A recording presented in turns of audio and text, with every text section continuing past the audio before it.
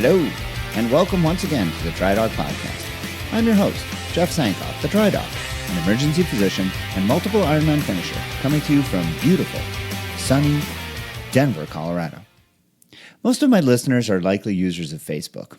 And some of you have asked me why I'm not on that platform and why I don't use it as a means of broadening my reach amongst potential listeners or clients for TriDoc coaching. This is a fair question, and one for which I have a simple answer. Basically, I can't get on there. It seems as though I've been ensnared in some kind of filtering snafu that deprives normal users like myself the ability to use the platform in exchange for Facebook to be better able to keep nefarious baddies off there as well. Now, as far as I can tell, the nefarious baddies still have a pretty healthy presence on Facebook, but here I am, as a small business owner and podcast producer, incapable of getting on there and unable to contribute to their bottom line, something that I actually do want to do.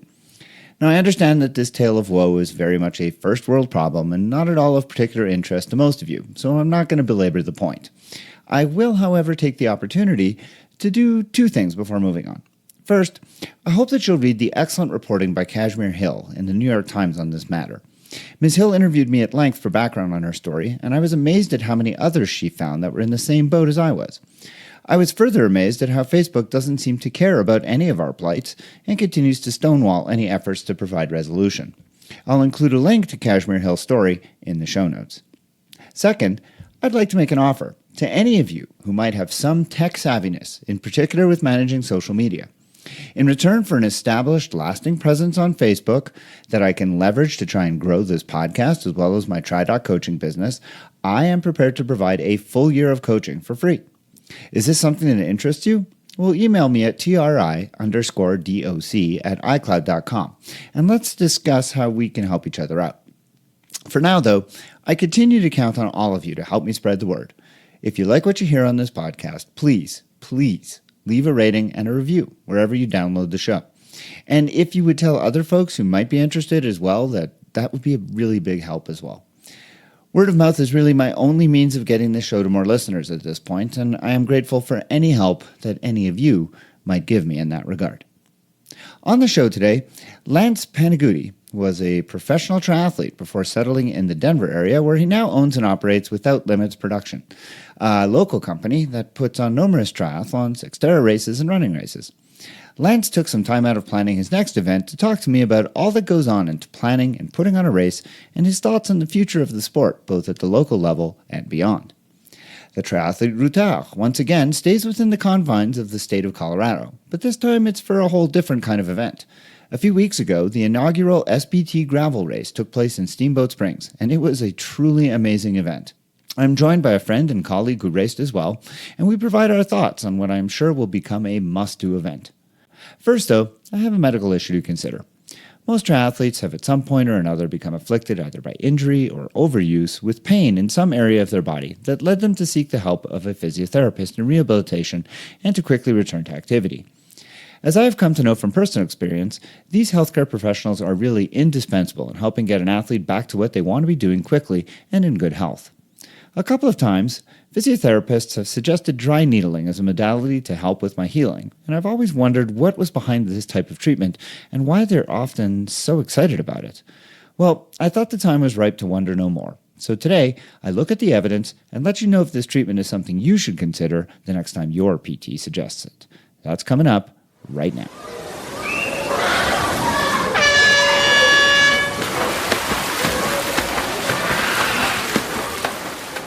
Triathlon and injuries unfortunately go very much hand in cast. As anyone who trains and races in any kind of endurance events will know all too well, it's not if you will get injured, but rather when. And as the driven, somewhat pathologically motivated athletes that we are, rest and rehabilitation are antithetical to our beings and therefore incredibly hard to do, even when it is in our best interests. Thankfully, many of us, when faced with the occasional overuse or unexpected traumatic injury, have a physiotherapist that we can turn to in order to get back on track and return to training as soon as possible. We rightfully place our trust and rehab in the hands of these knowledgeable and skilled practitioners, but occasionally I've come across suggestions from even the best PTs that left me wondering, is there any science behind that, or were they making a well-meaning recommendation based more on anecdote and personal experience than on rigorous evidence? One such example that I want to tackle on this episode is dry needling. When I was first rehabbing after my hip surgery several years ago, and then after my shoulder surgery a couple years later, two different physiotherapists convinced me that dry needling was the best thing since anti-inflammatory medications for managing myofascial pain and joint injuries. They were quite passionate about it, and in both cases, I was willing to give it a try. Now, my personal experiences with dry needling were really not at all positive. I found the sessions to be excruciatingly uncomfortable and not really all that helpful with the problems in either the short or long term. But my N of 1 sample size is really insufficient to base a recommendation on, so I decided to dig into the medical literature and see what's out there on this popular physiotherapeutic technique. Now, if the concept of dry needling is foreign to you or sounds like acupuncture, let me spend just a couple of minutes clearing things up.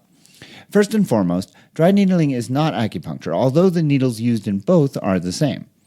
Acupuncture is a form of pretty ancient Chinese medicine, in which needles are inserted into specific areas of the body in order to alter the flow of qi. The development of acupuncture was based on the belief that everyone possesses qi, which is a healing energy, and that when illness or injury strikes, this represents a blockage of qi. Acupuncture needles placed far from the site of injury or pain are believed to alter the flow of qi and eventually lead to improved health. Now, there has been some medical studies into the efficacy of acupuncture, and some modest benefits have been reported in some types of ailments, but this is a subject for another episode. Now, as opposed to acupuncture, dry needling is a much more recently developed therapy and involves insertion of needles directly into the area where injury and pain are located. The central thesis around dry needling is that under conditions of injury or restricted mobility, trigger points form, and that these are hyper-irritable spots in skeletal muscles that are associated with a hypersensitive, palpable nodule in a taut band. Now, dry needling involves the insertion of the needle into these trigger points in order to overstimulate them, cause a spasm of the muscle, and then a relaxation and release of the trigger point that is purportedly then associated with a decrease in pain and an improvement in overall function. Now, there is no question that dry needling is associated with the first part of this equation, that is to say, the spasm and twitching of the affected area, because this is visible and palpable to the practitioner. I have no doubt that this is one of the reasons that physiotherapists like dry needling so much, because they can see and feel a response to their actions in real time. Unfortunately, the spasm is frequently very uncomfortable for the patient. Although if a short and long-term benefit were going to be seen, then I'm wagering that this pain would be more than worth it. So what then does the evidence say? Well, I performed a search of the medical and physiotherapy literature to see what I could come up with, and nothing that I found really rationalizes the exuberance with which dry needling is advocated. Dry needling has been studied principally in the management of neck, shoulder, and low back pain, though there are some studies on more peripheral limb ailments as well. For back and neck pain, the areas that have received the most attention, studies on dry needling have generally not shown any benefits when compared to other modalities of treatment with respect to improving overall functional outcomes. There has been some evidence of dry needling conferring some benefits in patients with neck pain, specifically in the early periods of after treatment, and this is generally within a few weeks. But longer-term outcomes have not maintained any of those early benefits. When results from different studies on different areas of the body have been pooled together into larger meta-analyses, the authors concluded the following. Very low quality to moderate quality evidence suggests that dry needling performed by physical therapists is more effective than no treatment, sham dry needling, and other treatments for reducing pain and improving pressure pain threshold in patients presenting with musculoskeletal pain in the immediate to 12-week follow-up period. Lower quality evidence suggests superior outcome with dry needling for functional outcomes when compared to no treatment or sham needling. However, no difference in functional outcomes exists when compared to other physical therapy treatments. Evidence of long-term benefit of dry needling is currently absent. Now, another systematic review published in a different journal and written by different authors found pretty similar results, namely that dry needling does show some benefit when compared to no treatment or to sham needling, but all the benefits are in pain relief, and all the benefits disappear after a short period of time. One final systematic review that is worth reporting relates to the use of dry needling specifically for shoulder pain and dysfunction. A small number of studies were available to compile for this review, but the authors were able to look at the results across almost 500 patients, and in these studies, dry needling was not supported as a therapy for this indication. Essentially, there was no evidence of benefit whatsoever. Now, there are some important caveats to be considered when interpreting the findings of all of these studies. First, the individual studies are themselves very small. And small studies have two problems with them. The first is that you can often find an effect that's not real, but rather is there only by chance, but is magnified because you had such a small study group. While alternatively, a second potential problem is that there may actually be a small effect that really exists, but if you don't study a large enough group of subjects, you're simply not going to find it. Now, since the majority of dry needling studies fail to show much of a benefit, one could potentially argue that the studies were simply too small to show the real effects of this therapy. A second important concern is that in most of these studies, dry needling is compared to no treatment, or placebo. Only in a few selective studies is dry needling compared to alternative therapies.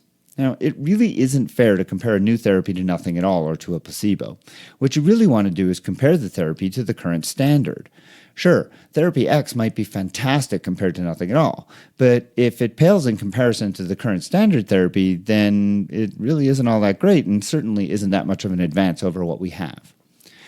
With studies of dry needling, many studies do show some small benefit when compared to no treatment or to sham needling, which is basically just inserting needles into an area but not into trigger points. But almost none compared to the current standards, and in the few that do, dry needling didn't tend to show much benefit. So where are we left with respect to dry needling? I think insofar as the medical literature is concerned, the answers have been pretty consistent. Dry needling may have some short-term benefits for patients with neck or back pain when compared to no treatment at all, but those benefits fade over time, or when dry needling is compared to other standard therapies. Still, it's pretty hard to find a PT who doesn't believe pretty strongly in the benefits of this therapy. While part of this is likely due to what I described earlier, I think that many also believe ardently that in their hands the therapy is really beneficial. It's kind of hard for me to argue against that, and I'm not even going to try. I can only say that in some, the evidence simply does not support those kinds of assertions. Still, if you are a patient who has had this done to them and feel that it helps you, then by all means, I'd suggest that you continue. The medical evidence, after all, is not definitive in this matter, and even if it was, there are always some who will benefit, even if most will not. Still, for me, I'm going to pass on this. My personal experience, as well as the preponderance of medical evidence, suggests that it's more painful than it really is helpful. Do you have a question for me to consider answering on the show? Email it to me at tri_doc@icloud.com.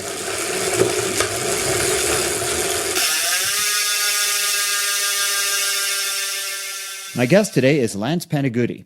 Lance is well known in the Denver and Boulder areas and started in the endurance industry as a junior triathlete back in 1996. After finishing a degree in history and classics from the University of Colorado, he turned his attention back to the triathlon world, where he raced as an ITU professional triathlete for 3 seasons. After having raced around the world, he wanted to bring those experiences back home and deliver an improved athlete experience for all levels of racers, beginners to veterans. He started Without Limits Productions, a local race event production company, in 2007 with his brother. Since their inception, they have produced over 400 events, 150 of which are triathlons. Lance took some time out of preparing for the Outdoor Divas race to speak with me. Welcome to the podcast, Lance. I appreciate it. Thank you for having me on. Well, I'm really interested in talking to you because I've wanted to get a race director on the program for some time. As a participant in many of your races and many of the other ones around here at the Denver and Boulder area, I have a sense of what's involved in putting a triathlon on, but I clearly don't have any sense whatsoever of what's really involved. So can you give us and my listeners, some idea of how much planning, how much forethought, and what are the kinds of obstacles you have to overcome in order to put on a quality event at the sprint or Olympic distance?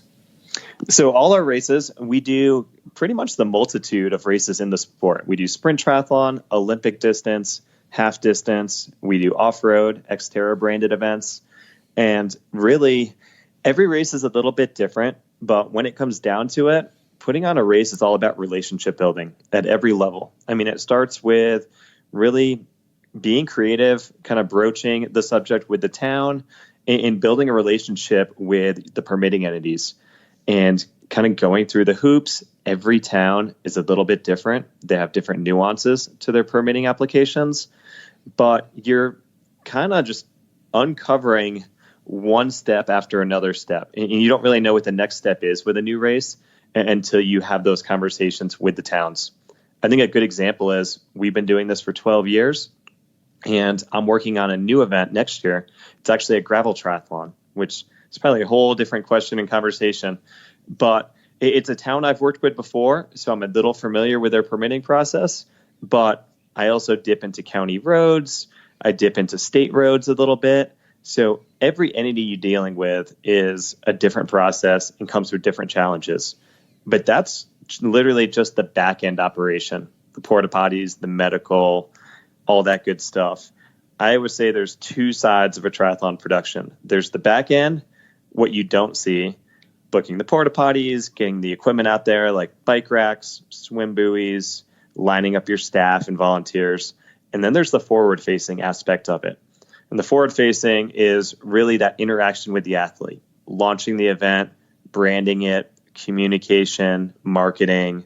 What's the t-shirt look like? What's in the goodie bags? Awards, all of that fun stuff. And I'd say most of the best companies I've seen around the country, they split those segments into two different departments or really have two partners kind of overseeing each side of the operation. Now, is this enough revenue to make this like your full-time job? It is now. I mean, we produce, this year it'll be 40 events, and that's a mix of triathlon events, road cycling, aquathon, and cyclocross. It took about 4 to 5 years to get to that stage, though. Okay. And when you look at an event, which part of it gives you the most difficulty in terms of the planning? Is it finding the right location for the swim? Is it planning out the right route for the bike? So this year we'll have 10 triathlons. And I always tell people, if we were able to produce every triathlon we ever tried to or thought of, we'd probably have over 50 triathlons. And it really comes down to a magic combination of all these factors coming together of it's a great swim venue.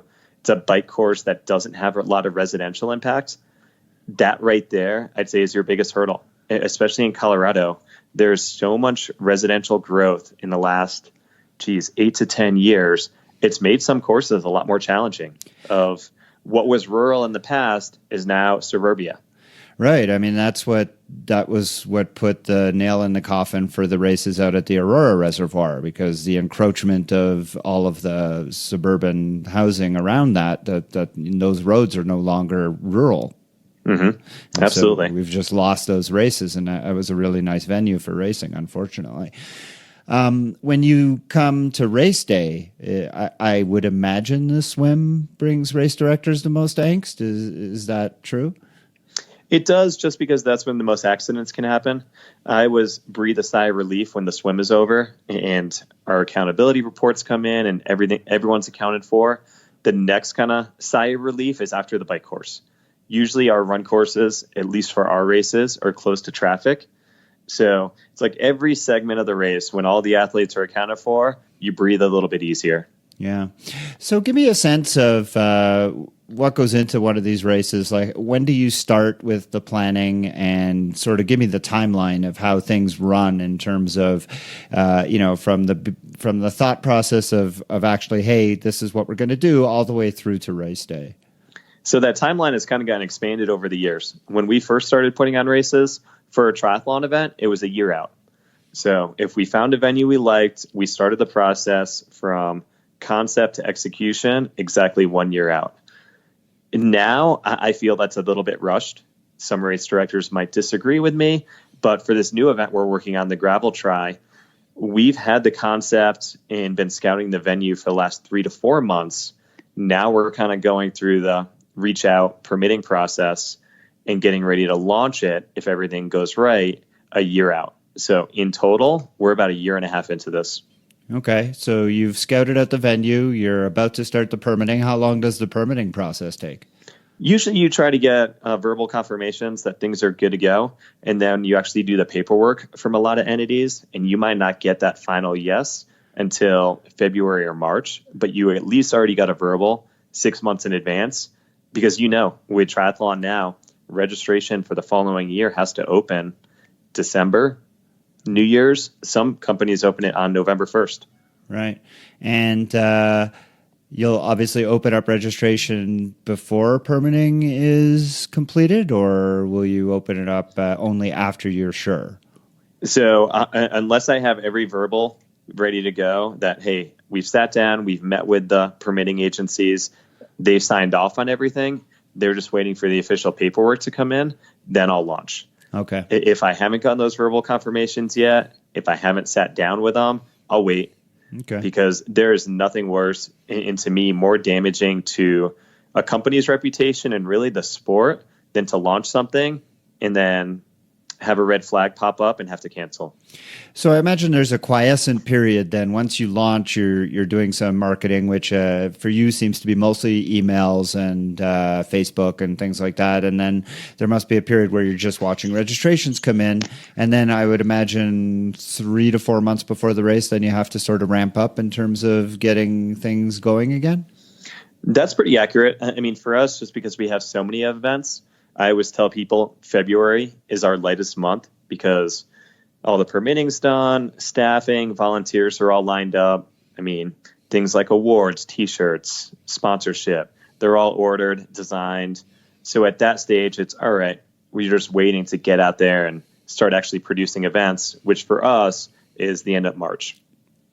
And how do you determine if a race is successful? Does it have to sell out, or is it? Will you give a race a couple of years to sort of gain a reputation to determine if it's something you're going to stick with?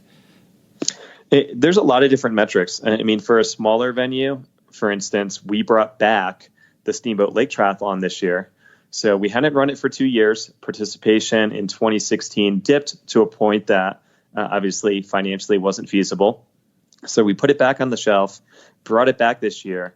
And I said, when we brought it back, my metric for success was not based on the sellout or the profitability, was how well it was received again. Because it was one of those events I truly loved for the beauty of it and just how much fun it was to produce. Fortunately, this year, we sold out 3 months in advance of the race, the largest field we've ever had up there, and people loved it. So there was almost 3 different buckets of success.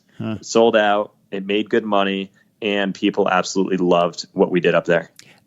So give me a sense, like a race like Oktoberfest, which is a local sprint that you run late September, that sort of closes out the season here, local race in Denver, one that you have run for several years. Is that one kind of on autopilot? Is it something that you know well enough that you have to put in less work, or does it require as much work as some of the ones that are maybe newer? I wish autopilot existed. I mean, I talked about kind of the 2 phases of an event production, the back end. This year with Oktoberfest, it's our 12th season putting on that race. Then all of a sudden in towns, because of the growth in Colorado, redistricted a lot of the different territory on our bike course. So all of a sudden I had to work with Town of Firestone in some different agencies that I've never had to work with in 12 years before. Same exact bike course, same timelines, but someone drew the lines on a town map a little bit different, and it completely changed everything around for us. And then to me, I've seen races go on autopilot in terms of, well, we opened up registration, the branding is the same, and to me, they're stagnant. I personally, one thing that I love is the branding and the design and just really the life of an event. And to me, every year, it should take on a different look and feel. And to me, that's how you keep the sport exciting and keep people coming back. Now, we've talked a little bit before we started recording about the New York Times article that came out a couple of weeks ago talking about the drop or significant drop in registration numbers with USAT. And I talked on the last podcast with Cam Dye about some of the threats to triathlon's future. And you've expressed a very different sort of feeling about that. Do you want to kind of express what you said to me before about how you see the sport as potentially having a much brighter future than some of the doom and gloom that might have been reported? Absolutely. And I literally have coffee with Cam once a month. He's a good friend, and we talk about this very same topic because he's curious. He wants his kids someday to hopefully do triathlon. And I tell Cam, it's like, hey, I'm not going to sugarcoat it, but I'm very bullish on the sport. If you asked me that same question in 2015 and 2016, I wouldn't have had the same answer. I mean, 2014, 2015, the sport definitely, in all endurance sports, running, cycling, cyclocross, they all suffered basically a recession. And I knew it was more of a gut feeling than anything else that triathlon was going to pull out of it first. And because we do and produce a lot of different types of sports, I knew each sport had its own challenges. Road cycling has more challenges ahead of it than any other sport, endurance sport out there. But triathlon, I said, you know what? If it can get back to grassroots racing, if it can get back to the local community and be more about the lifestyle of it and the participation aspect of it, it's going to emerge from that recession and we're going to see the growth again. And I can't speak for other areas of the country, but at least in Colorado, I know with our friends Darren and Jill from Racing Underground, which is a competitor, and our own events, when it came to the Colorado scene, we said, you know what? It's a lifestyle. It's about being active. It's about being healthy. And all our marketing, all our branding kind of shifted from this is a super competitive, it's all about the podium, it's all about doing your best time, to, hey, I don't care if you're a beginner or you're a veteran racer with 10 Konas under your belt. We're all out here to have a really positive and fun experience, and really the same experience. And it's really about celebrating what I call the triathlon lifestyle. And when we made that shift in 2016, we sold out every event in 2016. I was fortunate to basically raise our participant caps about 5 to 10% with each venue. We sold out in 2017, 2018, and then I was again able to raise my participant caps a little bit this year, and we're looking at another record sellout year. So I track really first timers into the sport and the retention rate of, all right, how are these athletes coming back? And really what I've seen with our events is people move around. One year they do sprints. The next year they're doing an Xterra with us. The next year they're focusing on cyclocross, or it was their time to jump up to the half distance. But they're embedded. It's who they are. It's what they do. Versus, I mean, you called it out with the New York Times article, versus the Ironman crowd, which one of their biggest challenges is the bucket listers. Right. And I think one of the biggest obstacles that Ironman is facing now is you had the baby boom generation. I mean, that's my parents' generation. Really, from 2002 to 2014, they wanted to do an Ironman. They wanted to check it off their list. It was the right age. Their kids were graduated from college. They had disposable income. They did their Ironman, but there isn't a big segment of the population behind them to backfill those entries. And at the Ironman level, you've kind of seen that contraction. You haven't seen it at the 70.3 level. I think the growth and health of 70.3 is still strong, but you've seen that at the Ironman level of there was a growth of the number of races from 2002 to 2014, and now there's a slight contraction. Yeah, I mean, you raised some excellent points. I think, as I pointed out to you earlier also, I think the WTC had some terrific successes and that it was a little bit of a double-edged sword. I think that they have, a huge marketing, engine, and that has led a lot of people, especially people who aren't familiar with triathlon, to associate triathlon with Ironman. And they don't necessarily appreciate that these local races at the sprint and Olympic distance are also triathlons and are just as much, just as much of an accomplishment. And for me, the barriers to entry into the sport remain this notion that Ironman is the only triathlon, but also the cost.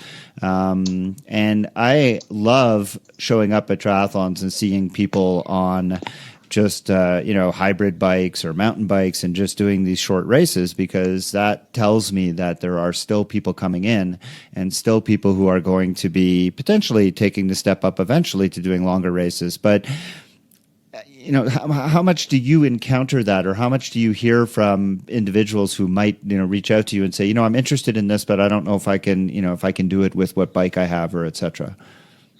Yeah, no, to kind of go back a little bit, I will say, because I've been very, very critical of WTC over the years, but they serve a very specific role in the sport. I mean, sure, they're the 800-pound gorilla in the room, but I'm never going to get a triathlon on NBC. So the fact that someone in the regular community looks at triathlon and only thinks of triathlon as Ironman or that big race over in Hawaii, that's not a bad thing, because at a certain level, Ironman's able to expose the sport, even if it's just their distance of the sport, to millions of people that me and all my other race director friends putting on local events never could. That's a good thing. It's almost my job to feed those athletes and make them fall in love with triathlon. And if I do my job well, those people are naturally going to gravitate to the Ironman distance. I mean, there's going to be an attrition level, but if I can get someone into my super sprint, all women's Tribella event, they're naturally going to fall in love with the sport, do the sprint distance, then do a co-ed race. And I've watched it over the years. I've tracked women do our super sprint distance, which we kind of added last minute one year, and it was so successful. And then I've watched them go all the way up into our half distance. And I'm sure some of those athletes have gone on to the full Ironman distance after that. I mean, to me, that's what makes the sport successful. And I look at some of the things, like I sent you that article about a race that had folded and then was resuscitated I can't remember where it was. I think it was in Michigan. And they had some really novel ideas. And you mentioned the gravel triathlon you're looking at putting on. And I mean, it's those kinds of new ideas, I think, that are really going to help keep this sport going and bring new people into it. What do you think? Like, I mean, the gravel triathlon sounds like a terrific idea. I mean, I can't think of a better way. It's sort of in between the Xterra and the road triathlon. I mean, where do you think other areas are for growth in the sport? If you look at when participation kind of plateaued, and I talked about that recession earlier, it was right around 2012, 2014. And what did you see rise up at the time? All the fun runs, the color runs, the bubble runs. I mean, you name it, they popped up. Where are those events today? They're gone. It was a fad. And a lot of my friends wanted us to get into that segment of event production. I said, no, it's not sustainable, because at their core, people are competitive. So I said, you know what? The events we're putting on right now are super competitive. All those fun runs are as non-competitive as can be. So I looked at it as a pendulum kind of swinging. And I said, you know what? We're going to incorporate some of those elements, some of those fun aspects into our events, because they're just cool. And I would love it for myself as a hardcore competitive racer, but we're not going to fully commit to non-competitive events. So a few of the things we did, we added a slip and slide to our finish line for a few events. It's a big inflatable slip and slide.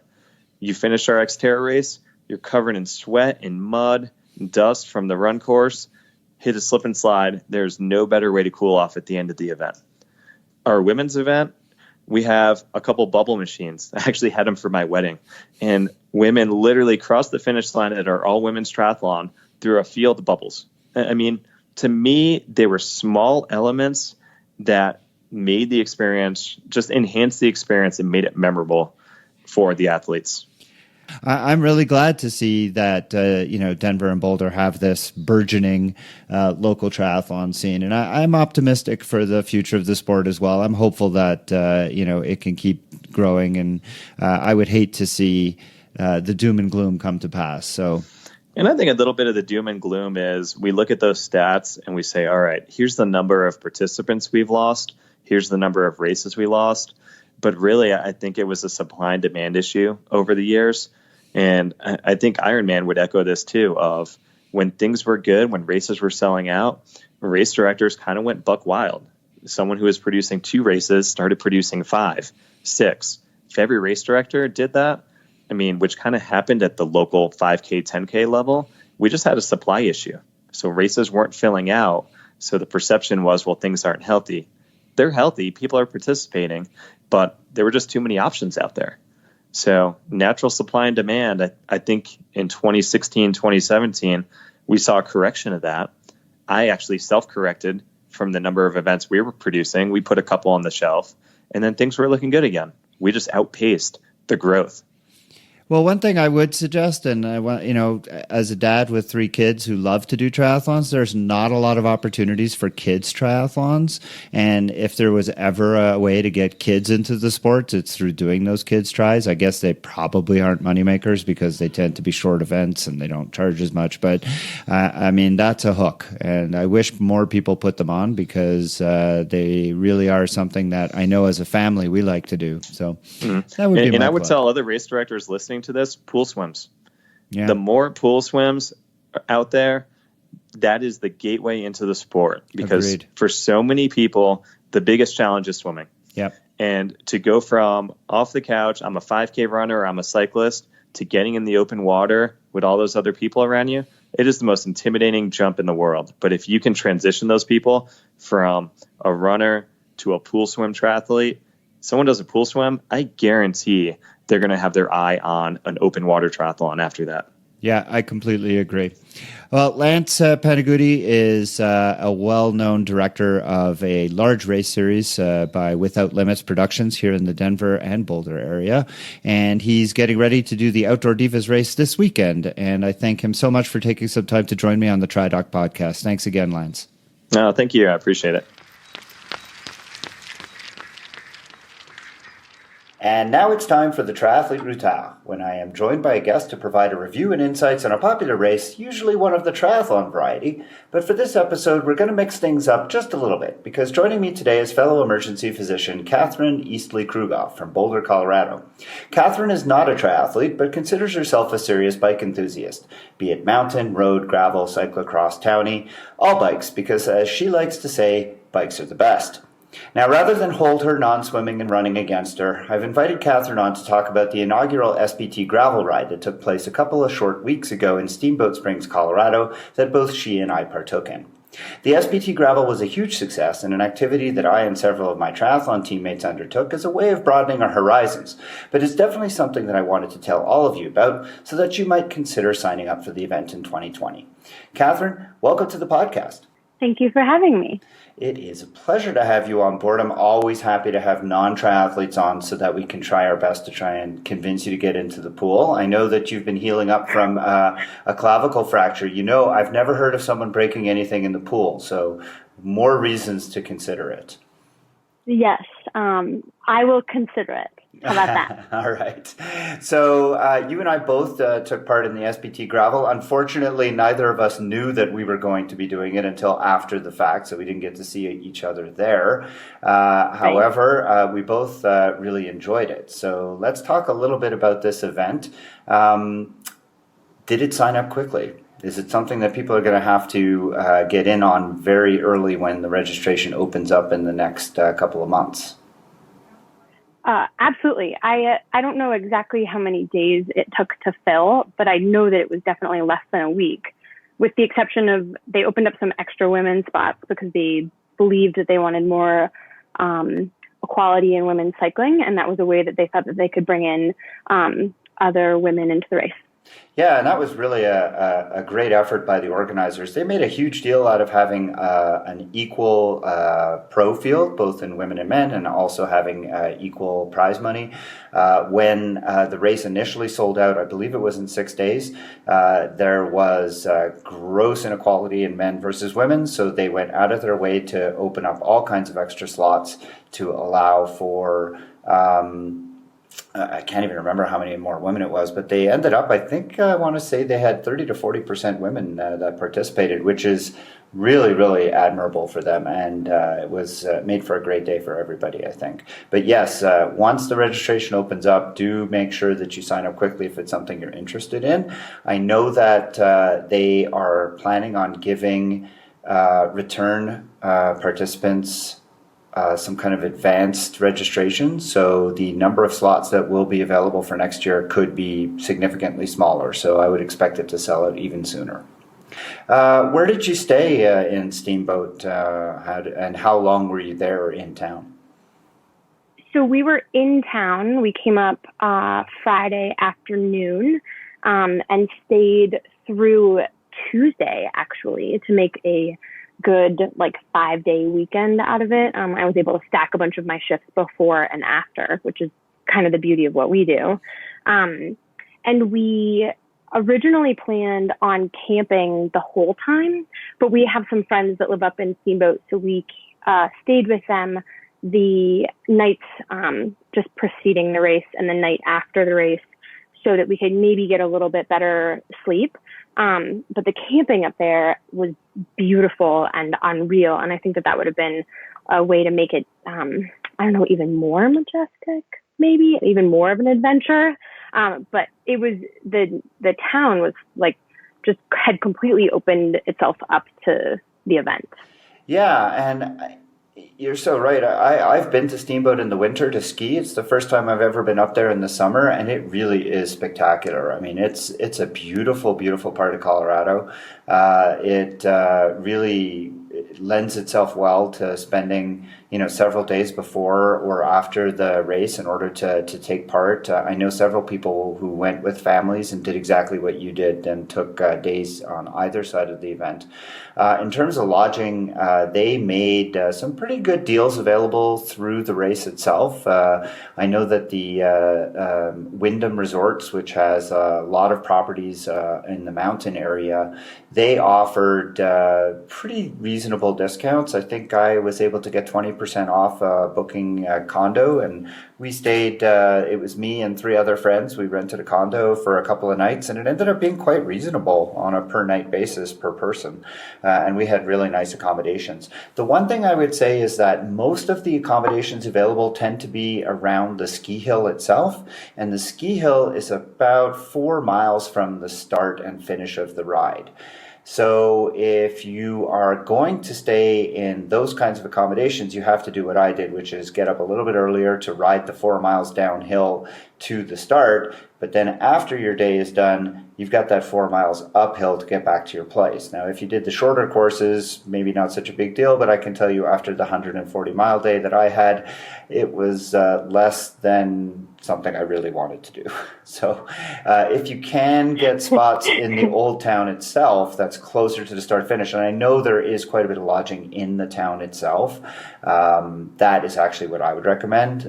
Staying in town itself and being closer to the start finish is something that I would try to do next time if I was going to do it again.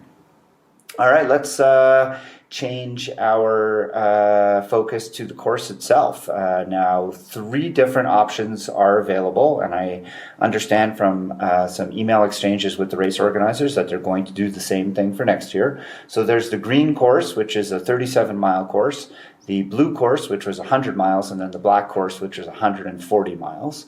Almost, I want to say, the blue and black course were something like 80 to 90% on gravel roads. Does that seem about right to you, Catherine? Yeah, I would say about that much. Yeah, and yeah. I can't it's hard comment. to know. Yeah, and I can't comment on the green course. I didn't actually see how much of it, but I think more of the green course percentage-wise was on gravel. So let's just talk about the blue and black courses. We'll focus first on the blue course because that's what you did, and I should say that the blue and black course are identical. The additional 40 miles of the black course really takes you on an additional loop that goes a little bit south. So let's just start with 100 miles of the blue course. Let's talk a little bit about that. So it starts with like a neutral rollout through town, which I think is always fun to have a nice neutral rollout because it kind of allows people to kind of settle in as opposed to having like this mass pandemonium at the very beginning. And I think it's a good place too before you get to the actual gravel, because I think it was maybe a couple miles on like paved roads, where it allowed like the really faster and more aggressive people to move up towards the front, and the less aggressive riders to move towards the middle and the back of the pack, so that once you started getting on those roads that where like rider skill or ability or aggressiveness was going to be a little bit different, it was nice to kind of already be in your zone. Right.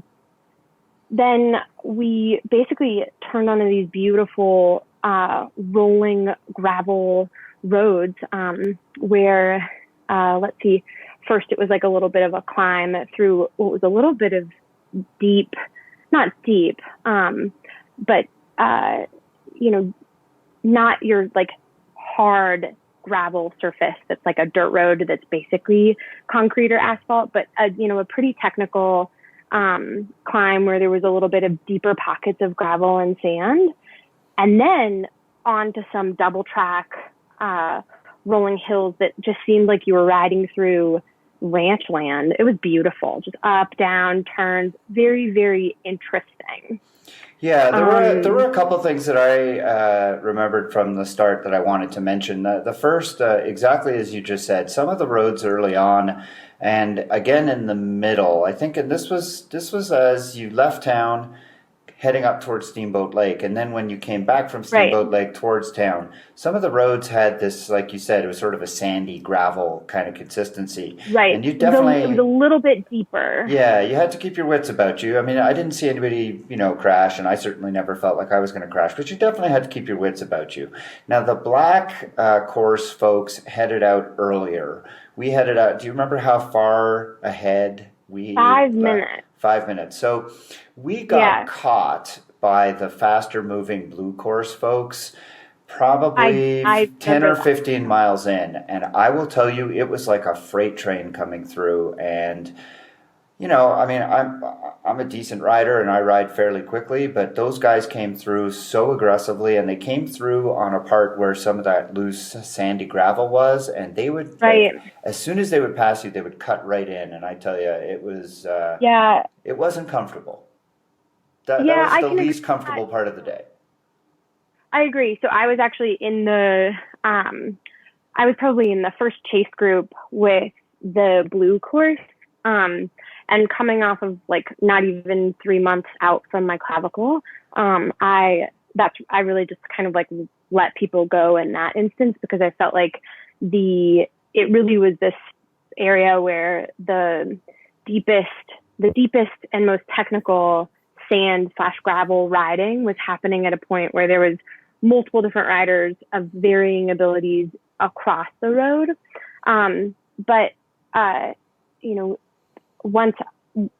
think once I moved through that section, both the section where we were overlapping riders, and moved into a section where it really narrowed down, and it was the double track, and it just was such a bottleneck that wasn't really going to happen anymore. I thought it was a little bit safer. I actually had brought that up to the race organizers, and I think that next year they're thinking about, or at least something that was brought up or talked about, was separating the people that were going to race from people that were just going to ride.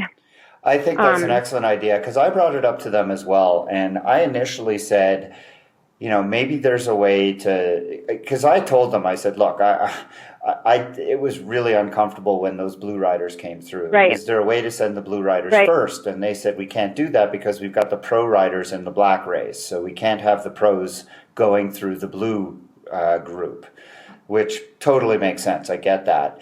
But yeah, I agree with you. I think if there was a way to get people to voluntarily sort themselves into riding and racing, where, your time is still going to be your time. So if you put yourself in the riding group, but you're still counted with the racing group, then I think that would probably go a long way to helping prevent that kind of fear factor. And again, it was really just a fear factor because I didn't see any crashes. I didn't hear of any crashes. And it was pretty brief. It was all of about 5 minutes, and then it was all sorted and everything was fine. Right, exactly. Yeah. But it definitely, I hear you. And I think it was uncomfortable for, everyone that was involved. And it's definitely something that they're aware of. Yeah. It sounds like. And the other thing to consider is that one of their goals with this race, and that's why there was no aid stations where they did bottle hand ups for the pros or not, was to make it so that there was no team tactics, right? Where all the feed zones were completely neutral. So you didn't have a feed car giving, or a follow car or certain people, the things that you see in the big road races. Right. The goal was not have that. Everybody had to get off their bike and fill up their own water bottle, whether they were the fastest man or the the slowest man. Right, right. The other thing I wanted to comment on about the beginning was the temperature. So I don't know how you freezing. felt, but I was so cold. It took me quite a while. But I don't want people to think that they need to layer up, because the fact of the matter is it only lasted maybe an hour before I was really much more comfortable. But while I was cold, I was really uncomfortable. I was really cold. But I did hear at a couple of the aid stations that they were taking clothes. So you could have handed in clothes and then picked them up at the finish, which is not something they advertised very well. Had they advertised that, I think I would have dressed warmer so that I wouldn't have been so uncomfortable right at the beginning. Yeah. I completely agree. We were freezing. We actually stayed close to the mountain, so we drove in knowing that we didn't want to have all of those clothes on, and we didn't want to do a downhill warm up because we knew we were just going to get colder. And the beauty of parking, in town away from the race site is then we had a car at the end of the day to like change into and be around, because Alan had to be around all afternoon with sponsors and stuff like that for the pro race.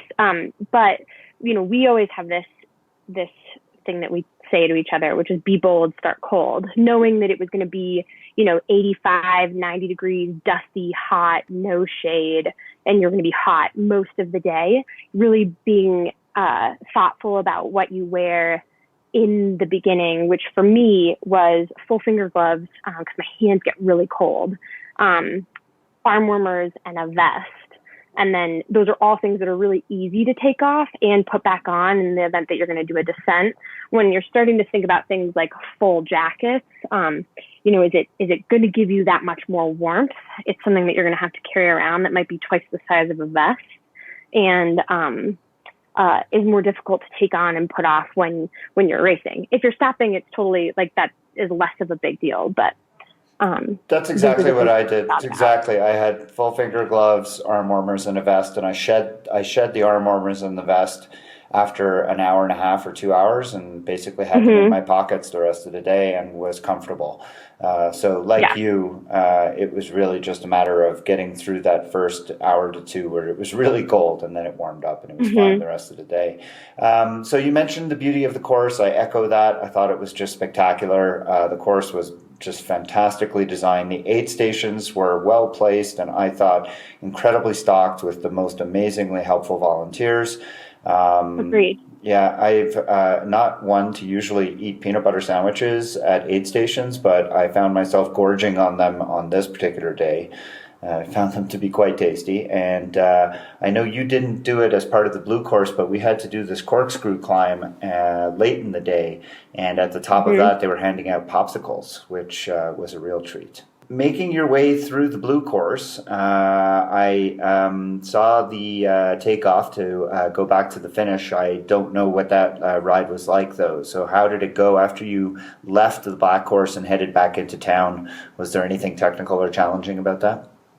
So when we left the black course, we started up like a long climb, and I think that this was about at between mile like 75 and 85. And it was just this long, hot climb that's personally where I kind of fell apart, just like the way that you fall apart when you race for 100 miles. But the nice thing is there was an aid station right at the top, and I was hungry, and I ate, and I got some coffee, and I felt much better. A nice descent into another area of like basically double track through what was probably like wilderness and a hiking area. I saw some people coming up with their old Land Cruisers with the snorkel and the off-roading setup. And it was, again, technical for the gravel rides that I've done. Not technical like mountain biking or anything, but, big rocks, like 4-inch rocks in places. So you really had to keep your eyes open, brake appropriately, because it was a little bit downhill, but it was just gorgeous. You were along a riverbed. There were huge trees, and it really felt like you were out in nature, not, in the middle of a field or in the middle of the city or something like that. It was a totally, I haven't raced a race, like on a road bike where I've been so in the middle of the wilderness. Yeah, I feel the same way. I mean, to me, that was the scenery and just how remote the whole thing was. To not have to worry about cars all day long, Right. was just sensational. I will say that after the takeoff, after you guys left the course, the black course really, that was the biggest grind. We had at that point, I want to say 20 miles of just sort of rolling climb, followed by the last sort of big KOM we had to do, which was like a 8 mile climb. It was not like super steep or anything, but it was just 8 miles of climbing. And on gravel, that's pretty significant. And once you Right. got And to at this point, it's probably like 1 o'clock, 2 o'clock. oh yeah, it was hot. The sun is just beating down, which is beautiful. You know, it was great. But that's really when the suffer. Yeah. and I mean, for me as a triathlete who spends a lot of time on my bike, I was great at the climbing. I would climb and pass people continuously. But as soon as I got to the top of a hill, all these guys would go by me on the descents because that's just not my thing. Descending on a gravel bike is not my thing. I'm not comfortable at high speeds on gravel where I don't know how the bike handles, especially on any time where it became like corduroy. But my take-homes from the whole thing were that it was spectacular. It was a lot of fun. I really enjoyed it. It was a terrific workout. If I was going to go back and do it again, I'm super happy that I did the black course, but I would do the blue course next time because the part of the course that was added on to get the 140 miles, I don't really need to do. I think that the blue course sounds like it was a very much of a challenge and would have been just fine. But for somebody who is looking at this race for the first time or is really looking for a big challenge, I think the black course, doing it just once, is certainly definitely something that they should consider because it really was terrific. Any final thoughts on the ride or the race, and any sort of last minute tips that you would think to add? I thought it was awesome. I hope to go back again next year. I don't know if I'll do blue or black. It totally depends. But the things that I would think about too, if you're not somebody that's into a bunch of gravel racing or riding, is at least practicing some descending and some cornering on dirt, because it's really different from riding on and descending on asphalt. And so there's YouTube where you can watch like tips and tricks to how to corner. I know Lee McCormack with Lee Likes Bikes has a lot of stuff, and even a book that he's published about it. And I think that might be a helpful way to increase confidence and safety. And then tire selection is huge. That's something that I've kind of learned this year, is like, oh wow, that there's a whole science to what you would want to use in this type of scenario. I ran 38s, just a 38 gravel tire, and they were great. Yeah, and I want to echo that. I had 35s, and also the type of bike is really important. I mean, you cannot ride a road bike on this. There's just no way. You need to have some kind, like, I have a bike that doubles, my travel bike doubles as a road bike, but it accommodates gravel tires. So I was able to ride a road geometry with gravel tires. If you can do that, then you're great, but you really do need some kind of gravel setup in order to ride this ride, because the roads are just, you cannot do it on 25 millimeter tires. It's just not possible. No, it'd be miserable. Yeah, and I agree with you. YouTube is a great resource, not just for learning how to do some of this stuff, but also the SBT Gravel folks put up some really helpful videos about the course. And I actually suggested to them after the race, they named a lot of the sections of the course, and the signage on the course was phenomenal. There was never any question of getting lost. You always knew exactly where you were going. But I would have thought it would have been very helpful to actually put on the course a sign that would have indicated, oh, you're now entering this segment, the segment that I'd watched on the YouTube video several times. Because to watch it on the video was kind of out of context, but if I was riding and saw, hey, this is section, this is the Roca I-95 section, then I would have been like, oh, yeah, I remember watching that on the video. So But yeah, I agree with you. Terrific day, terrific course. Highly recommend it. Registration is supposed to open once again for next year in December. And if you're at all thinking about this, I definitely suggest you get on board early because it will sell out once again very quickly. Catherine Eastley Krugoff is an emergency physician and very avid cyclist who lives in Boulder. Thanks so much for joining me on the podcast today. I really appreciate it. Thank you so much.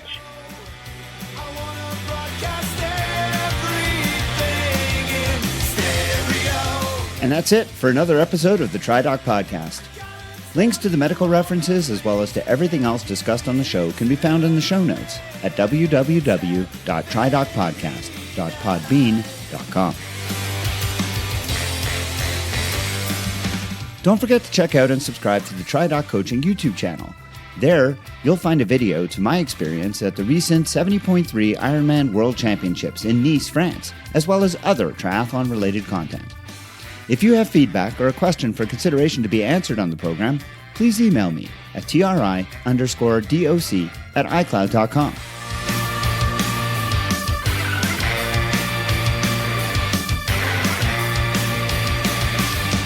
If you're interested in coaching services, please visit www.tridoccoaching.com, where you can find a lot of information about me and the services I provide. You can also find me on Instagram and Twitter.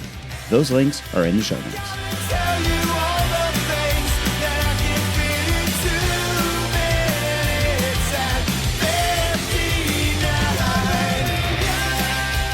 The music heard at the beginning and the end of the show is Radio by Empty Hours and is used with permission. This song and many others like it can be found at www.reverbnation.com, where I hope that you will visit and give small, independent bands a chance.